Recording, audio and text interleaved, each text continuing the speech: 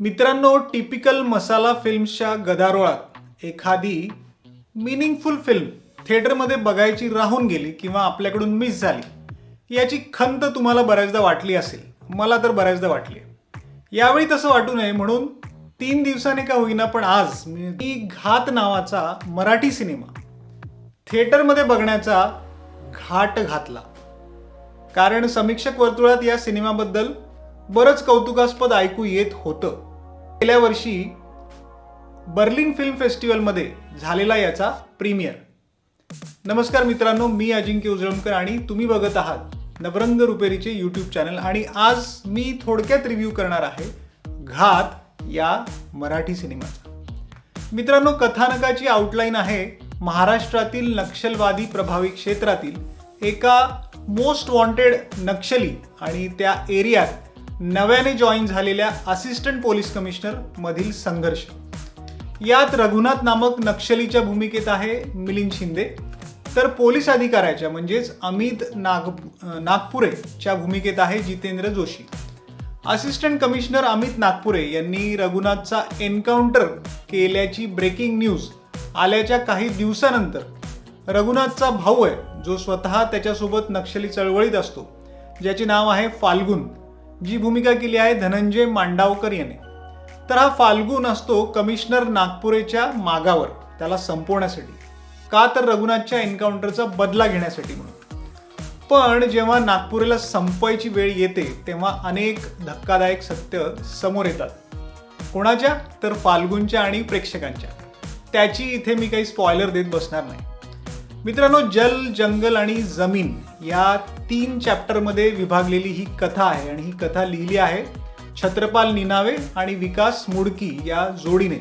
तर दिग्दर्शन सुद्धा केलंय छत्रपाल निनावे यांनी. केवळ 2च तासांची लांबी असल्याने आणि त्यात पटकथेची जी नॅरेशन स्टाईल आहे ती नॉन लिनियर असल्याने इंटरव्हल पॉइंटपर्यंत नेमकं काय चाललं आहे लक्षात येत नाही. सतत प्रेझेंट आणि पास्टमध्ये कथानक येत जात असल्याने इंटरव्हल पॉइंटचा जो ट्विस्ट आहे तो आता काय, म्हणजे याच्या पुढे काय होणार याची उत्सुकता ताणून धरतो. थोडक्यात काहीसा गोंधळून टाकणारा स्क्रीन प्ले असला तरी शेवटी बरेच मुद्दे अगदी स्पष्टीकरणासहित निकाली निघतात.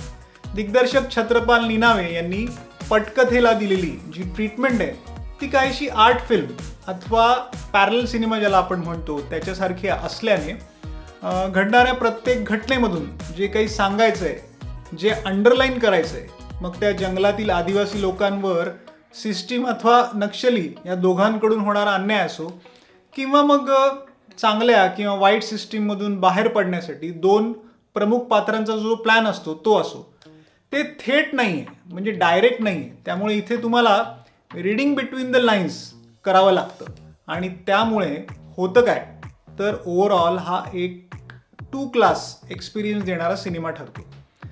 मित्रांनो, मला या सिनेमात सर्वात जास्त काय आवडलं असेल, जे अपेक्षित असल्याने हा थिएटर एक्सपिरियन्स मी घेतला, त्या आहेत 3 गोष्टी. नंबर 1 सिनेमॅटोग्राफी आणि camera work. Number 2 sound designing आणि बॅकग्राऊंड म्युझिक. आणि नंबर 3 म्हणजे याचं क्रिस्पी असं एडिटिंग, संकलन.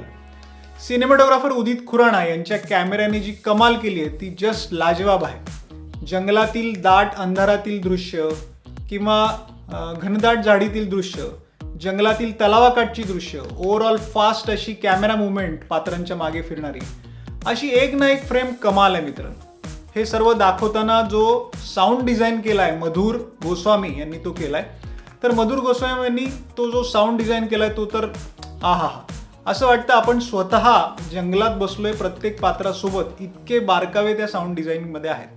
त्यांच्या जोडीला मधुर पडवळ यांचं बॅकग्राऊंड म्युझिक आहे, ते पण जबरदस्त आहे आणि बोलकं आहे. पास्ट आणि प्रेझेंट टेन्समध्ये हेलकावी खाणारी जी क्रिस्पी एडिटिंग आहे ती केली आहे नवनीता सेन यांनी.